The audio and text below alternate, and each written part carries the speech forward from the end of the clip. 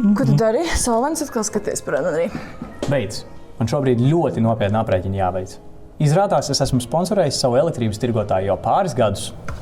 Ignitis elektrības kalkulators. Kas ir tas tāds? Ļoti čotkīs rīks.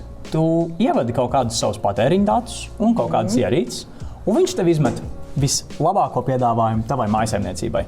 Šobrīd man ir izmeties mājīgais. Mājīgais? Pagaid, tas nav tas pats, kas tas fiksētais tarifs? Nē, beidz, tu ļoti kļūdies patiesībā. Šajā opcijā man no 2 līdz 6 no rīta un 12 līdz 4 pa dienu ir jāmaksā tikai 6,5 centi, pārējā laikā tie ir 13. Ok, un cik tu ietaupi? Nu, pēc maniem aprēķiniem 3 eiro mēnesī, bet gada laikā tie jau ir 36. Tad tev mēnesī sanāk aizbraukt vienreiz ar tramvaju. Nu, tu vari to rēķināt tā, bet tāpat laikā tie ir mani 3 eiro, un labāk, lai viņi arī paliek man. Ok, atsūt man linku, man šis arī ietaupīšu taksim. Labi, es tūlīt nosūtīšu.